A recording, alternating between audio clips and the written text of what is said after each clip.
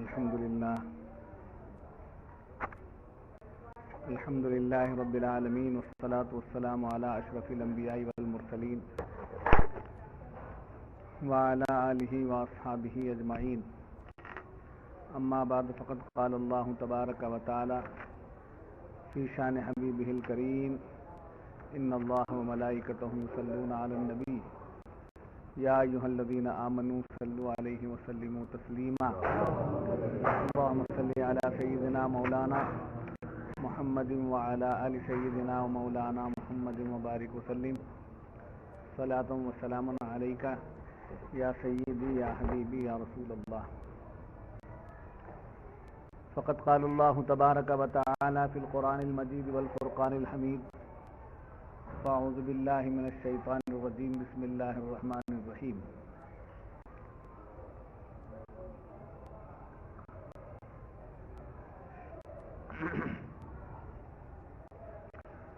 آمن الرسول بما أنزل إليه من ربه والمؤمنون كل آمن بالله وملائكته وكتبه ورسله لا نفرق بين أحد من رسله وقالوا سمعنا وأطعنا غفرانك ربنا وإليك المصير صدق اللہ العظیم. رسول ایمان لایا اس پر جو اس کے رب کے پاس سے اس پر اترا، اور ایمان والے سب نے مانا اللہ اور اس کے فرشتوں اور اس کی کتابوں اور اس کے رسولوں کو، یہ کہتے ہوئے کہ ہم اس کے کسی رسول پر ایمان لانے میں فرق نہیں کرتے، اور عرض کی کہ ہم نے سنا اور مانا، تیری معافی ہو اے رب ہمارے، اور تیری ہی طرف پھرنا ہے. معزز حاضرین، سورہ بقرہ کا آخری رکوع پیش کیا جا رہا ہے جو گزشتہ صحبت میں بیان کی گئی ہے، اور یہ آیت مبارکہ جس کے متعلق بیان کیا گیا کہ قرآن کریم کی سب سے بڑی سورت سورہ بقرہ، سب سے بڑی سورت سورہ بقرہ، اور سب سے چھوٹی سورت سورہ کوثر. جی تقریباً 2 رکوع کم 2.5 سپارہ ہے سورہ بقرہ. اب انشاءاللہ ان قریب سورہ بقرہ کا اختتام ہوگا. اب آخری رکوع کی جو آیت پہلے پیش کی گئی تھی، آج اس کے بعد والی آیت آمن الرسول بما انزل الیہ، بتایا گیا کہ ہر آیت کا گزشتہ آیت سے تعلق ہے. تو اس آیت کا گزشتہ آیت سے کیا تعلق ہے؟ فرماتے ہیں کہ دیکھیے سورہ بقرہ کا آغاز جو ہوا، سورہ بقرہ کا پہلا رکوع جو شروع ہوا وہ اللہ تعالی کے نام سے شروع ہوا. اس کو سورہ فاتحہ میں بھی ملا لیا گیا، الحمدللہ رب العالمین. سورہ بقرہ کا آغاز اللہ کے نام سے، توحید سے، اور سورہ بقرہ کا آخری رکوع رسالت سے، رسول سے شروع. تو اول اللہ کا نام اور آخر رسول اللہ کا نام. اسی طریقے سے نماز اللہ کے نام سے شروع کی جاتی ہے اور اللہ رسول کے نام پر ختم کی جاتی ہے.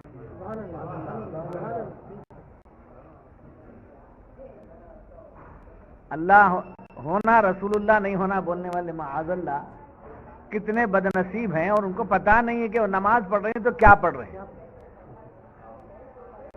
نماز کس کے نام سے شروع ہوتی ہے؟ اللہ اکبر. جی اور ختم کس پر ہو رہی ہے؟ السلام علیکہ ایھا النبی و رحمۃ اللہ وبرکاتہ. تو قرآن کہ سورہ بقرہ کا آغاز اللہ کے نام سے ہے اور اس کا اختتام رسول کے نام سے ہے. نماز کا آغاز اللہ کے نام سے اور اختتام رسول کے نام سے. ارے ایسے ہی زندگی اللہ کے نام سے شروع ہوتی ہے، رسول اللہ کے نام پر ختم ہوتی ہے. زندگی اللہ کے نام سے، ہر پیدا ہونے والا اللہ کے نام سے پیدا ہوتا ہے اور مرنے والا رسول کے نام پہ مرتا ہے. کیسے؟ جب بچہ پیدا ہوا تو کہا کان میں اذان دو. جب بچہ پیدا ہوا تو کیا کہا؟ کان میں اذان دو. اذان دینے میں کیا بولتے ہیں؟ اللہ اکبر. اس کے کان میں ڈال دی. اب میت اٹھاؤ، لا الہ الا اللہ. مرنے والا کیا بولتا ہے؟ مرنے والا کلمہ پڑھ کے مرتا ہے، لا الہ الا اللہ محمد الرسول اللہ.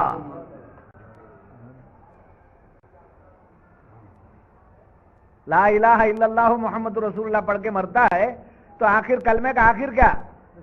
رسول اللہ. کلمے کا آخر رسول اللہ ہے. تو معلوم ہوا یہ یا رسول اللہ کا کیا نعرہ کوئی پوچھتا ہے تو جواب دینا چاہیے یہ مرنے کے وقت کام آنے والا نعرہ ہے. یہ مرنے کے وقت کام آنے والا وظیفہ ہے. اس واسطے ہم پریکٹس کرتے ہیں اس کی، یا رسول اللہ یا رسول اللہ یا رسول اللہ. ہم اس کی پریکٹس کرتے ہیں تاکہ وہ مرتے وقت میں وہ نام نکلنے کے موقع پر تکلیف نہ ہو، آسانی کے ساتھ ہم ان کا نام لیں. دل میں تمہاری یاد رہے، لب پہ تمہارا نام. دل میں ان کی یاد بسا لینا، لب پر ان کا نام لیتے. تو معلوم ہوا کہ مصطفیٰ جان رحمت صلی اللہ علیہ وسلم پر آخری سانس ختم ہوتی ہے. یہ سانس جو ہے سمجھے کب ختم ہوتی؟ لا الہ الا اللہ محمد الرسول اللہ. رسول اللہ بولتے سانس ختم ہوتی. آنکھوں میں ان کا جلوہ آیا اور پھر ختم ہوا. تو اس آیت کا تعلق اس اعتبار سے گزشتہ آیتوں سے ہے. پورے ابتدائی صورت سے لے کر آخر تک اس کا تعلق بتایا گیا. اب آمن الرسول، یاد رکھنا گزشتہ صحبت میں بتایا گیا وَإِن تُبْدُوا مَا فِي أَنفُسِكُمْ أَوْ تُخْفُوهُ يُحَاسِبْكُم بِهِ اللَّهُ. جو تم ظاہر کرتے ہو اس کو بھی اللہ جانتا ہے، او تخفوہ، اور جس کو تم چھپاتے ہو اس کو بھی اللہ جانتا ہے. یہ آیت نازل ہونا تھا صحابہ لڑ. صحابہ کا معاملہ یہ تھا کہ قرآن رسول اللہ سے سنتے تھے نا، قرآن سرکار سے سنتے تھے. سمجھے؟ خوشیاں وہیں سے ملتی تھی، خشیت وہیں سے آتی تھی، ذوق وہیں سے بڑھتا تھا. کون سا مدرسہ تھا؟ کون سی یونیورسٹی تھی؟ کون سا جامعہ تھا؟ کون پڑھانے والے تھے؟ صحابہ. کس مدرسے میں جا کر پڑھے؟ رسول اللہ کے پاس بیٹھ گئے، ہو گیا سبق. رسول اللہ کو دیکھ لیا، ہو گیا ایمان. آیت نازل ہوئی وَإِن تُبْدُوا مَا فِي وہ کیا ہے فرما وَإِن تُبْدُوا مَا فِي أَنفُسِكُمْ أَوْ تُخْفُوهُ يُحَاسِبْكُم بِهِ اللَّهُ. جو تم ظاہر کرتے ہو اس کو بھی اللہ جانتا ہے، جو اندر چھپا کے رکھے ہو یعنی دل میں اسے بھی اللہ جانتا ہے، جو چھپا کے رکھے اسے بھی جانتا ہے. سمجھے؟ یہاں ایک بات یاد رکھیے، ایک آدمی دل میں طلاق کی نیت رکھ لیا،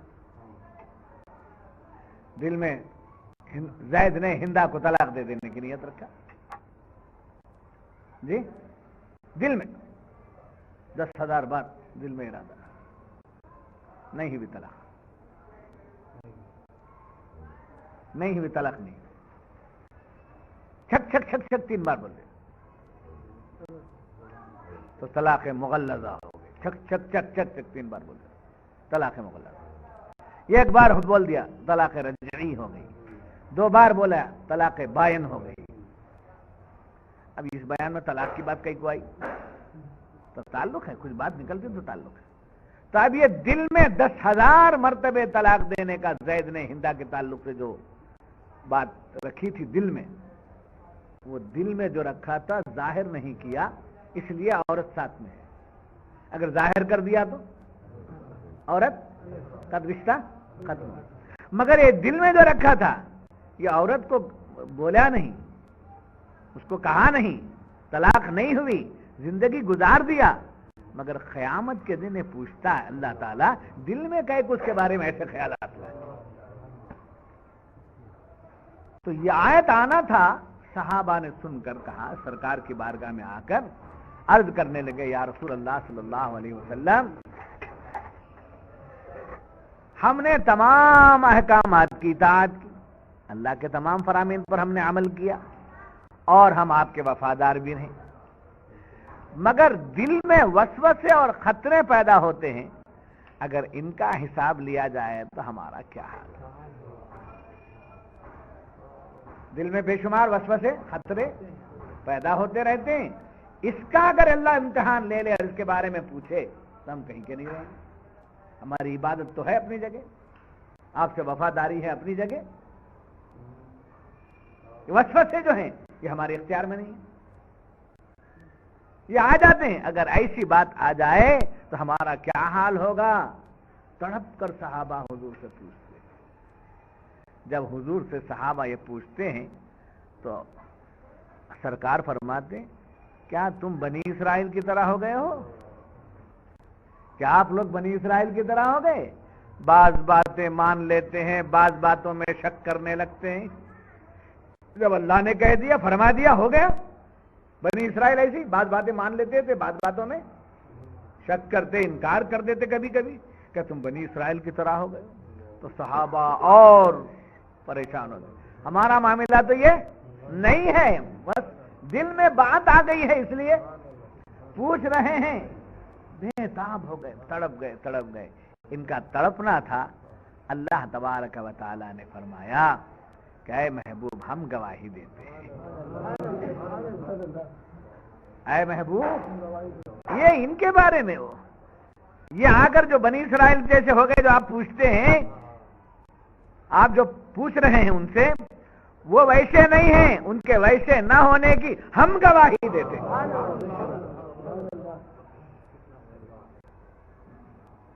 سمجھے؟ ہم گواہی دیتے. تو صحابہ نبی کے دربار میں جب لرزہ پر اندام ہو جاتے ہیں، نبی کی بارگاہ میں ڈر جاتے ہیں، تو اللہ ان کی حمایت کرتا ہے. اللہ ان کی طرفداری کرتا ہے، اللہ ان کی حقیقت بیان کرتا ہے. اب اس کا مطلب یہ بھی یہ نہیں نکالنا چاہیے کہ حضور کو باتیں معلوم نہیں تھیں. کبھی کبھی سرکار ناراض ہوتے تو اس لیے کہ خدا راضی ہو جائے، خدا کے راضی ہونے کا اعلان ہو جائے. جب خدا ناراض ہو جاتا تو نبی راضی ہو جاتا. نبی کا راضی ہونا ہی خدا کا راضی. تب یہ آیت کریمہ نازل ہوئی، اے محبوب، ہم گواہی دیتے ہیں یہ آپ کے غلام ہیں، خدام ہیں، اور سچے مطیع اور فرما بردار ہیں. اس آیت کا شان نزول یہ رہا. اب اس میں کیا بات بتائی جائے؟ آمن الرسول. کیا فرمایا؟ آمن الرسول، رسول ایمان لائے.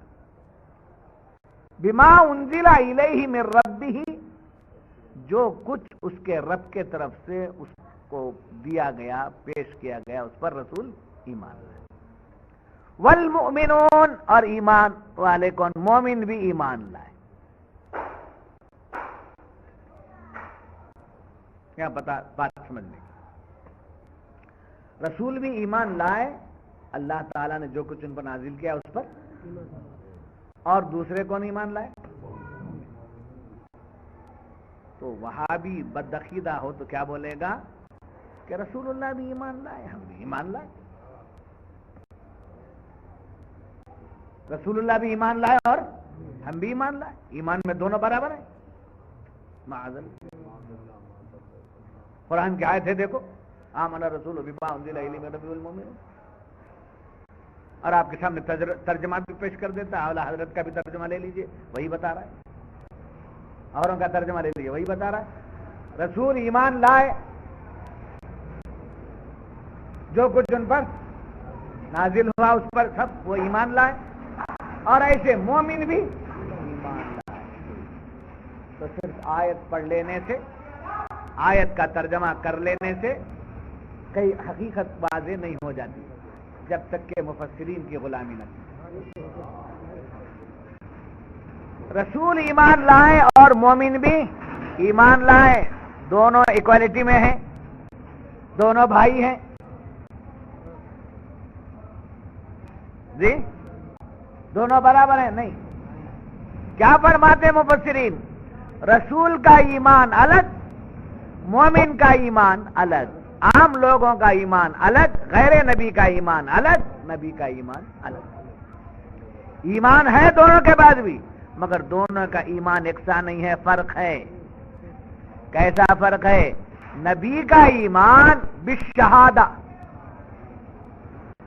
نبی کا ایمان بالشہادہ، اور غیر نبی کا ایمان بالغیب۔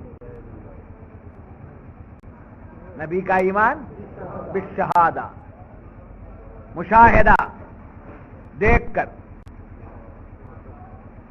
کر ایمان لانا، یہ نبی، اور نبی میں بھی تمام نبیوں کے امام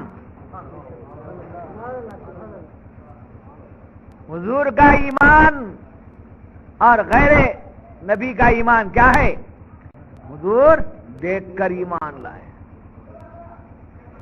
اور عام غیر نبی ان کا ایمان بالغیب، دیکھے نہیں جی۔ تو اب سوال پیدا ہو جاتا ہے، کہیں دھوکہ میں آ جائے، شیطان بہت پیچھے ہے، شیطان بہت پیچھے ہمارے۔ یاد رکھیے، شیطان عمل کا اتنا دشمن نہیں ہے جتنا عقیدے کا دشمن۔ کبھی کبھی شیطان عمل میں بڑھا دیتا ہے، ارے وہ کر لو، وہ کر لو، وہ میں خود اکساتا ہے، مگر عقیدے میں لا کر کے بگڑاتا ہے۔ اس لیے ہم عمل کے لیے پیر کی طرف نہیں جاتے، عقیدے کو بنانے کے لیے جاتے ہیں۔ پیر کی ضرورت عقیدے کو مضبوط کرنے کے لیے۔ جب عقیدہ مضبوط ہو جاتا ہے تو کوئی طاقت اس کو متزلزل کر نہیں سکتی۔ تو پیری مریدی کس لیے ضروری ہے؟ عمل ہے، سب ہے، اس میں ہے، بغیر عمل کے تو پیر مرید نہیں ہو سکتا۔ وہ سب ہے مگر بنیاد عقیدہ۔ پیر والا ہو گیا زلزلہ نہیں آتا، متزلزل نہیں ہوتا، سمجھے؟ 19-20 نہیں ہو سکتا، مضبوط، ڈلمل نہیں ہوتا، مضبوط۔ اس لیے شیخ کا ہونا ضروری ہے۔ تو بات کیا، کہاں سے بات چلی تھی کہ رسول کا، یہاں بدعقیدگی کے اگر شیخ نہ ہو تو ذہن کام کر، دیکھو غیب پر ایمان لانا یہ غیر نبی کا کام، اور نبی مشاہدہ کرتا ہے۔ تو مشاہدہ کر کے کسی چیز کو مان لینا کون سی بڑی بات؟ بغیر دیکھے کہ مان لینا یہ بڑی بات ہے۔ یہ ذہن کا دھوکہ، سمجھے؟ ذہن کا دھوکہ ہو جاتا ہے۔ دھوکے سے بچنا، دھوکے سے بچتے رہے۔ ان باتوں کو سمجھنا چاہیے کہ نبی دیکھ کر، یعنی خدا کو دیکھتے ہیں، خدا کو دیکھ کر ایمان لائے، آخرت کو دیکھے ایمان لائے جی، جنت کو دیکھے ایمان لائے، جنت کی نعمتوں کو دیکھے ایمان لائے، ملائکہ کو دیکھے ایمان لائے، سب پر ایمان ہے رسول اللہ صلی اللہ علیہ وسلم کا، دیکھ کر۔ تو حضور کس کے لیے دیکھے؟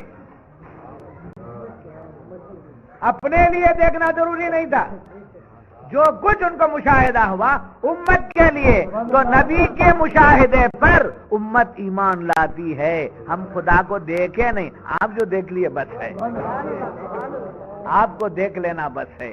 ہم نے جنت کو دیکھا نہیں، آپ کو دیکھ لینا بس ہے۔ ہم نے ملائکہ کو دیکھا نہیں، آپ کا بول دینا بس ہے، اس لیے کہ آپ کا بولنا ہی ہمارا ایمان ہے، آپ کا فرمانا ہی ہمارا ایمان ہے۔ جی تو اللہ تعالیٰ فرما رہا رسول ایمان لائے، خدا کی ذات، خدا کے صفات نبی سے پوشیدہ نہیں، نبی پر ظاہر، جنت کی نعمتیں نبی سے پوشیدہ نہیں ہیں، جنت کے کتنے قسمیں ہیں، کتنے درجے ہیں، وہ سب حضور کو معلوم، حضور نے دیکھا ہے، حضور نے دیکھا ہے۔ پھر ایک بات یاد رکھیے، حضور نے دیکھا ہے معراج میں جا کر نہیں، صرف معراج میں جا کر نہیں، اس سے پہلے بھی حضور نے دیکھا ہے۔ اب معراج میں جا کر جو ہے دیکھ کر آئے نہیں، ارے معراج میں بلا کر کیا کیا، جن کی خاطر مخلوق پیدا کیا تھا ان کو بتایا، یہ نہ ہوتے تو تم نہ ہوتے، یہ دیکھو، یہ میرا رسول ہے، یہ میرا محبوب ہے، یہ میرا نور ہے، یہ میرا فرمان، یہ دیکھو، ان کے صدقے میں تم پیدا ہوئے۔ تو رسول کا ایمان جو ہے کیا ہے، بالشہادہ، اور غیر نبی کا ایمان بالغیب، تو دونوں کا برابری نہیں ہوئی نا، معاذ اللہ۔ اب برابری کا کوئی آپ کے پاس سبق پڑھائے تو آپ اس کو مضبوط رکھیں گے تو اپنا ایمان بچائیں، آپ اپنا ایمان بچائیں۔ اگر اس کی قسمت میں ہے آپ کی نسبت سے بچنا تو بچ جائے گا، وہ بھی بچ جائے گا۔ اگر اس کی قسمت میں بچنا نہیں ہے تو آپ کو برباد کرنے کی کوئی ہمت نہیں کر سکتے۔ ہم کو سمجھ کیا بتانے آیا ہے، بول سکتے ہیں، سمجھے؟ تو فرمایا صاحب تفسیر روح البیان فرماتے ہیں کہ جب یہ آیت نازل ہوئی تو آمن الرسول بما انزل الیہ من ربہ والمؤمنون، رسول کا ایمان اور غیر نبی کا ایمان سمجھ میں آ گیا، سمجھے؟ دونوں مومن ہیں، سمجھے؟ آپ ہی ایمان ہیں۔ ایمان کسے کہتے ہیں؟ رسول اللہ کو، رسول اللہ کو ایمان کہتے ہیں۔ اگر رسول اللہ نہ ہوتے تو پھر ایمان کون لاتا؟ کون ایمان لاتا؟ تو ایمان، جان ایمان، روح ایمان کون ہے؟ سرکار دو عالم۔ اس کو اعلیٰ حضرت فاضل بریلوی رحمۃ اللہ علیہ ایک جگہ کہتے ہیں، اللہ کی سرتابہ قدم شان ہے یہ، اللہ کی سرتابہ قدم شان ہے یہ، انسان نہیں انسان، وہ انسان ہے یہ۔ قرآن تو ایمان بتاتا ہے انہیں، ایمان یہ کہتا ہے میری جان ہے، میری جان ہے، میری جان ہے، سمجھے؟ میری جان، میری جان، میری جان ہے۔ کون بول رہا ہے؟ ایمان، ایمان، ایمان بول رہا ہے کہ میری جان ہے، یہ نہ ہو تو میں بے جان ہوں۔ ایمان کہتا ہے یہ نہ ہو تو میں بے جان ہوں، بے جان کو لے کر کیا کرے گا؟ تو بے جان ہے تو اس میں کیا ہونا چاہیے؟ جان۔ جان کیا ہے؟ ذات رسول۔ ذات رسول سے ملنے کے طریقے کیا ہے؟ محبت رسول، عشق رسول، تعظیم رسول، عظمت رسول۔ اسی کی تبلیغ اور ترویج اور اشاعت سنیت کا کام ہے، سمجھے آپ؟ آمن الرسول بما انزل الیہ من ربہ والمؤمنون۔ اب یہ مومنوں کے لیے کیا لازم ہے؟ کل آمن باللہ وملائکتہ وکتبہ ورسلہ، اللہ پر ایمان مجمل، ایمان مفصل کے اعتبار سے اللہ پر ایمان، وہ ملائکتہ اور اس کے ملائکہ، وہ رسولہ اور اس کے رسول، ان سب پر کیا کرنا؟ ایمان لانا۔ اب یہاں ایک بات دیکھیے کہ عام مومنین ایمان لا لیے، اللہ پر ایمان لائے، رسول پر ایمان لا لیے نا۔ جب ایمان لائے تو اب ان کو معلوم ہے، عام مومنین کے لیے لازم ہے کہ وہ رسول اللہ کی تمام عظمتوں، تمام کمالات پر ایمان رکھیں۔ وہ ملائکتی یہاں ایک پوائنٹ نوٹ کیجئے، ملائکہ پر رسول کا بھی ایمان، ملائکہ پر رسول بھی ایمان لاتے ہیں، اور غیر نبی بھی ملائکہ پر ایمان لاتے ہیں، ملائکہ بھی رسول پر ایمان لاتے ہیں۔ کون؟ ملائکہ بھی رسول پر ایمان لاتے ہیں۔ اب ملائکہ پر رسول کا ایمان کیسے؟ ملائکہ پر رسول کا ایمان کیسے؟ کہ اللہ تعالیٰ نے اس مخلوق کو جو آپ کے نور سے پیدا کی ہے، وہ مخلوق ہے، اس مخلوق کے ذمے اللہ تعالیٰ نے بہت سے کام دے دیے ہیں، اس اعتبار سے نبی اس پر کیا کرتے ہیں؟ ایمان لاتے ہیں۔ جی دوسرا کیا ہے؟ رسول نے یوں فرمایا کہ ملائکہ کی یہ ذمہ داری ہے، تو غیر نبی اس پر ایمان لاتا ہے۔ ملائکہ رسول پر ایمان لانے کا مطلب کیا ہے؟ کہ ملائکہ رسول پر ایمان لاتے ہیں تو نبی پر ہمیشہ درود بھیجتے رہے۔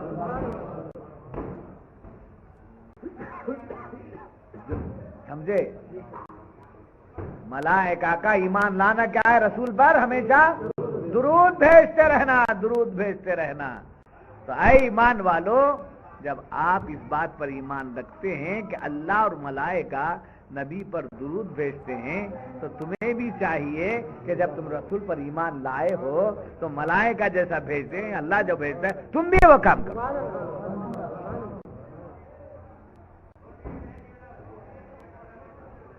سمجھے؟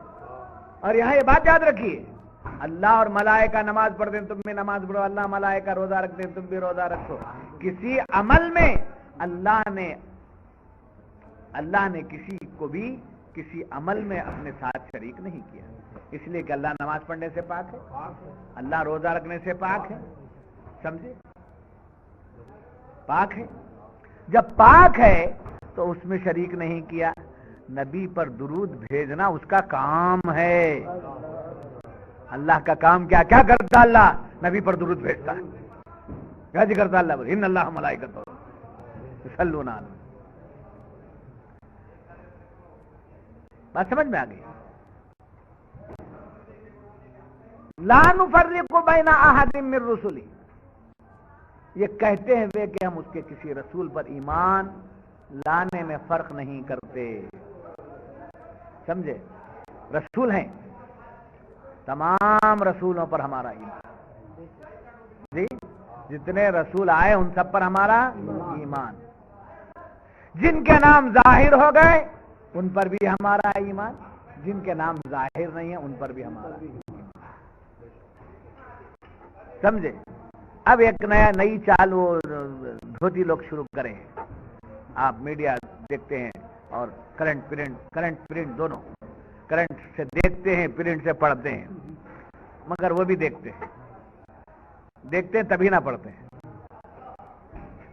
کہ جب قرآن میں خود پورے نبیوں کے رسولوں کے نام نہیں ہیں، اللہ تعالیٰ نے 1,24,000 یا 80,000 پیغمبروں کو بھیجا ہے، نام پورے نہیں ہیں، تو ہمارا تمہارا جھگڑا ختم ہو جائے گا جبکہ تم رام اور لکشمن کو بھی اس فہرست میں لاتے۔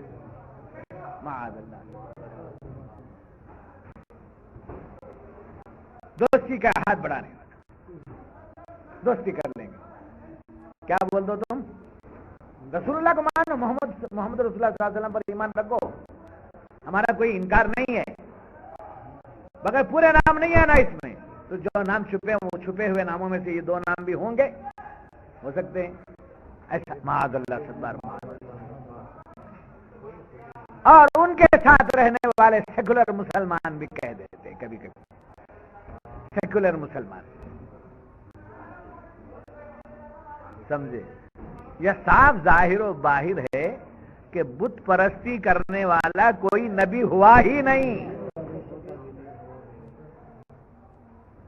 ارے ہمارے پاس تو اتنی پاکی اتنی طہارت ہے نبی کی شان میں، اور ہمارے نبی کی شان میں تو حضور فرماتے ہیں میں پاک پیٹوں سے پاک پیٹوں سے منتقل ہوتا ہوا آیا ہوں.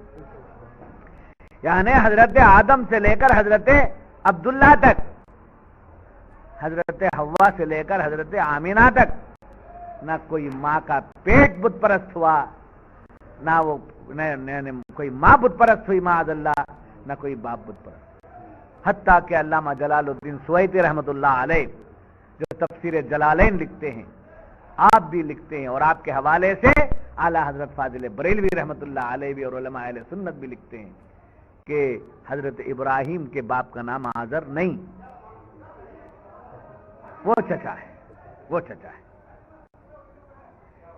اگر آزر کو ابراہیم علیہ السلام کا باپ مان لیا جائے معاذ اللہ تھوڑی دیر کے لیے، جیسا کہ عام طور پر لوگوں کو معلوم ہے، اگر مان لیا جائے تو آزر کا کام کیا تھا؟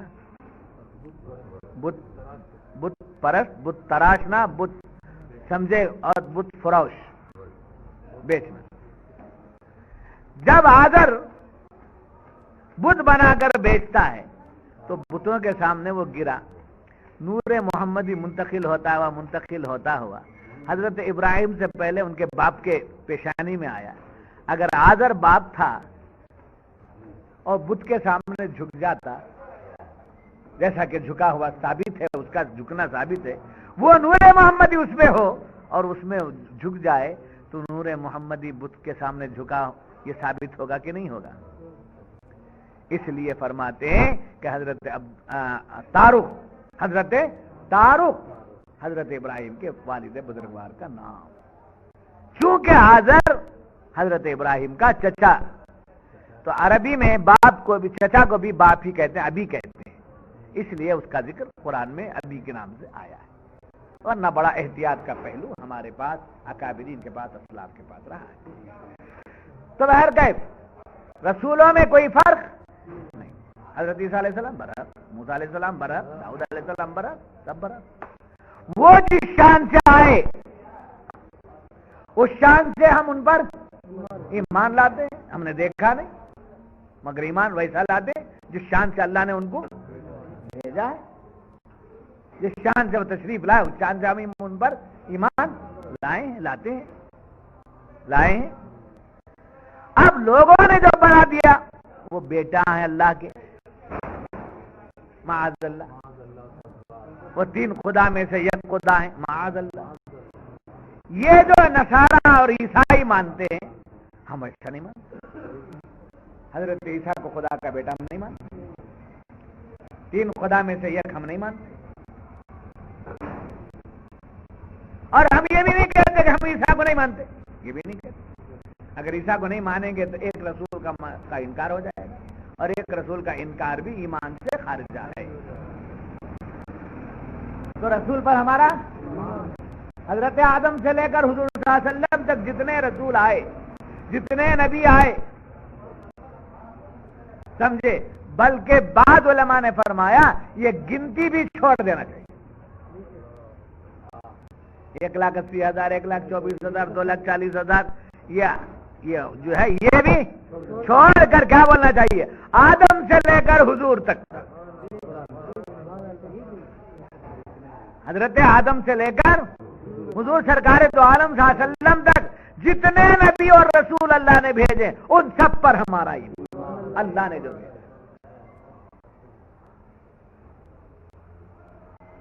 سمجھے؟ مرتبے میں اتنے اونچے وہ بھی نہیں، جس مرتبے کے وہ ہیں اس مرتبے پر ہمارا ایمان. اللہ سے کلام کرنے والے ہیں، ہمارا ایمان. مردوں کو زندہ کرنے والے ہمارا ایمان. سمجھے؟ خدا کے راستے میں اپنے بیٹے کو ذبح کرنے والے ہمارا ایمان. حضرت ابراہیم اللہ کے خلیل ہیں، ہمارا ایمان. حضرت اسماعیل ذبیح اللہ ہے، ہمارا ایمان. حضرت داؤد علیہ السلام خلیفۃ اللہ ہے، ہمارا ایمان. حضرت نوح علیہ السلام نجی اللہ ہے، ہمارا ایمان. حضرت آدم سے لے کر حضور سرکار دو عالم صلی اللہ علیہ وسلم تک جو نبی جو رسول اللہ نے جس انداز سے جس اعتبار سے جس کیفیت سے بھیجا ہے ان تمام اعتبارات سے ہر رسول پر ہمارا ایمان ہے. اور ہم کبھی یہ بھی نہیں کہتے کہ ہمارے حضور سے تمہارے پیغمبر چھوٹے ہیں، یہ بھی نہیں بولتے، یہ بھی نہیں بولتے. ان کا درجہ ان کو سلامت، اس پر ہمارا ایمان. ہمارے رسول افضل الرسل ہیں، امام الانبیاء ہیں، سید الانبیاء ہیں. ہمارے رسول خاتم النبیین ہیں، ہمارے رسول سمجھے، ہمارے رسول خاتم النبیین ہیں، ہمارے رسول شفیع المذنبین ہیں، ہمارے رسول رحمت للعالمین، ہمارے رسول یہ ہیں. ہم یہ نہیں کہتے تمہارے رسول رحمت للعالمین نہیں ہیں، تمہارے رسول خاتم النبیین نہیں ہیں، یہ سب نہیں بولتے. جو نہیں ہے اس کا ذکر بھی نہیں کرتے. بس لا نفرق بین احد من رسول کا مطلب کسی رسول میں ایک دوسرے پر فرق نہیں بتاتا. ایمان کیسا لانا؟ جو مرتبہ ہمارے حضور کو تھا وہ مرتبہ حضرت عیسیٰ کو کہاں تھا؟ جب نہیں تھا تو بولنے کی ضرورت بھی نہیں.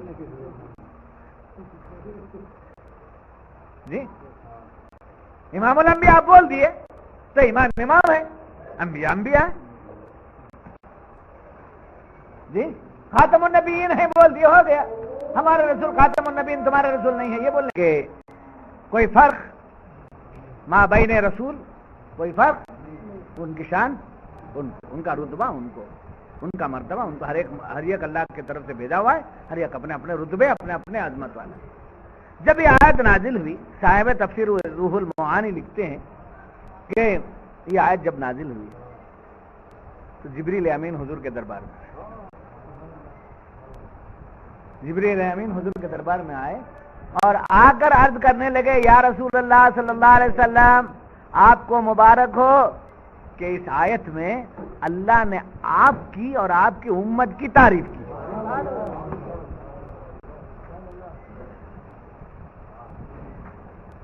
جو کچھ کے رسول پر نازل ہوا، رسول پورے سب پر ایمان لائے، اور رسول کی نسبت سے جو کچھ ان کے غلاموں کو ملا سب ان پر ایمان لائے. ان کی شان یہ ہے. تب کس کی تعریف ہوئی؟ حضور کی بھی تعریف اور حضور کے صدقے میں امت کی بھی تعریف. یہ آیت نازل ہوئی اور اس میں اللہ تعالیٰ نے آپ کی اور آپ کی امت کی بہت تعریف کی ہے. آپ کیا کیجئے، مولا کی رحمت جوش میں ہے، جو بھی مانگنا ہے دعا مانگ لیجئے.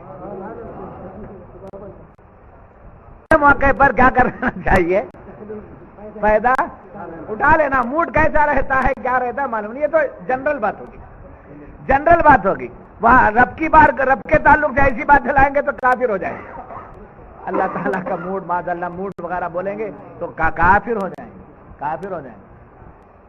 ایک مثال دینے کے لیے میں نے آپ کو مثال دی ہے. جبریل امین آ کر عرض کرتے یا رسول اللہ صلی اللہ علیہ وسلم، آپ کی اور آپ کی امت کی اللہ تعالیٰ نے اس آیت میں بہت تعریف کی ہے، لہذا کچھ دعا مانگ لیجئے، کچھ مانگ لیجئے. رحمت الہی جوش میں ہے، کچھ مانگ لیجئے. ایک تو رحمت جوش میں ہے، ایک آپ کی دعا ہے کسی کا بھلا ہو جائے، کسی کا بھلا ہو جائے. یہ کہنا تھا کہ آپ نے یوں دعا مانگی. کیا دعا مانگے؟ سمعنا غفرانک ربنا، غفرانک ربنا. مولا معافی تیرے لیے، تو ہی معاف کرنے والا. ساری معافیاں، ساری بخشش تیرے ہی لیے، تیرے پاس ہے.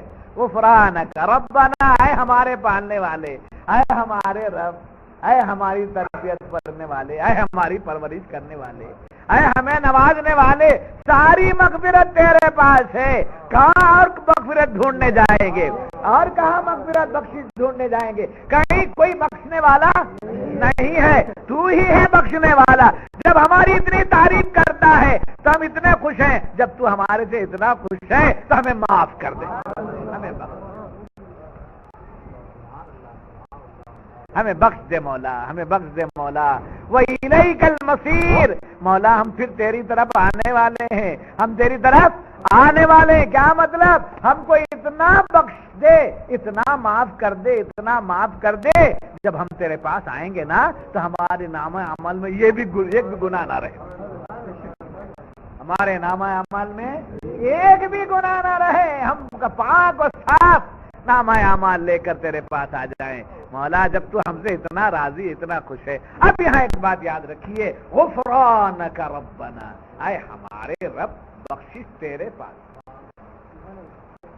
معاف کر دے، معاف کر دے۔ کس کے لیے معافی مانگ رہے ہیں؟ اب تونڈا ہے تو بولتا وہاں کہ حضور صلی اللہ علیہ وسلم اللہ سے مغفرت مانگے، بے شک مانگے، بے شک مانگے۔ نبی معصوم ہے، نبی معصوم ہے، سمجھے؟ دینے والا رب، سفارش کرنے والے مصطفیٰ، اللہ تمام عیب سے پاک، مصطفیٰ تمام گناہوں سے پاک، وہ بھی پاک، یہ بھی پاک، پاک سے پاک مانگ رہا ہے تو ہم گناہگاروں کے لیے مانگ رہے ہیں، ہم خطا کاروں کے لیے مانگ رہے ہیں، ہم خطا کاروں کے لیے مانگ رہے ہیں۔ کتنا بڑا احسان ہے رسول اللہ صلی اللہ علیہ وسلم، کتنا بڑا احسان ہے رسول اللہ صلی اللہ علیہ وسلم کا۔ یاد رکھیے اس وقت کے موجودہ صحابہ کے لیے نہیں تھا وہ، یہ جو تعریف ہو رہی ہے، یہ جو تعریف ہو رہی ہے کون سی؟ آمن الرسول بما انزل الیہ من ربہ والمؤمنون کل آمن باللہ وملائکتہ، یہ سب تعریف جو ہو رہی ہے، یہ تعریف صرف اس وقت کے موجودہ لوگوں کے لیے نہیں، قیامت تک پیدا ہونے والوں کی تعریف۔ اے محبوب، جو آپ کا غلام ہے اس کے ایمان کی یہ کیفیت، جو آپ کا ہو گیا اس کے ایمان کی یہ کیفیت، جو آپ کا ہو گیا اس کے ایمان کی علامت یہ ہے، قیامت تک کے سب شریک ہو گئے، ہم بھی شریک ہو گئے، ہمارے بعد آنے والے بھی شریک، قیامت تک۔ ابھی جو نہیں آئے ہیں وہ بھی سچے غلام بن کے آئیں گے تو ایسے ہی رہیں گے، وہ بھی سچے غلام ہیں تو ایسے ہی رہیں گے، وہی فرما بردار ہیں تو ایسے ہی رہیں گے۔ تو اس وقت سے لے کر قیامت تک کے تمام اہل ایمان کی تعریف کر دیا۔ اب حضور مغفرت مانگ رہے ہیں تو کس کے لیے مغفرت مانگے؟ اس وقت جو موجود تھے انہی کے لیے نہیں، تمام قیامت تک کے لیے جتنے آنے والے ان سب کی بخشش کروا لیا، جس میں بھی شامل، آپ بھی شامل، سب شامل رہے۔ اور ان کے صدقے میں جب سرکار ہمارے لیے ہاتھ اٹھا دیے تو بتاؤ حضور کا کتنا بڑا ہے۔ اس پر آپ کو آستین چڑھانے کی ضرورت نہیں، جھگڑا کرنے کی ضرورت نہیں، کسی کو ٹونڈا بولنے کی ضرورت نہیں، کسی کو بھونڈا بولنے کی ضرورت نہیں، کسی کو کچھ بولنے کی ضرورت نہیں۔ ارے بابا یہ غفرانک ربنا والیک المصیر ذرا پڑھ، آمن رسول ذرا پڑھ۔ میں تفسیر جا کے سنا، شاہ صاحب نے کیا بیان کیا ہے، میں نے یہ سب سنائے، دیکھے ریکارڈ ذرا سن لے۔ ایمان کا رائی کے دانے کے برابر بھی اگر ایمان اندر ہے تو قربان جا ان کے احسان پر، تیرے پیدا ہونے سے پہلے پیدا ہو کر نہ گناہ کرتا ہے، پیدا ہونے کے بعد نہ گناہ کرتا ہے۔ گناہ کر لے گی میری امت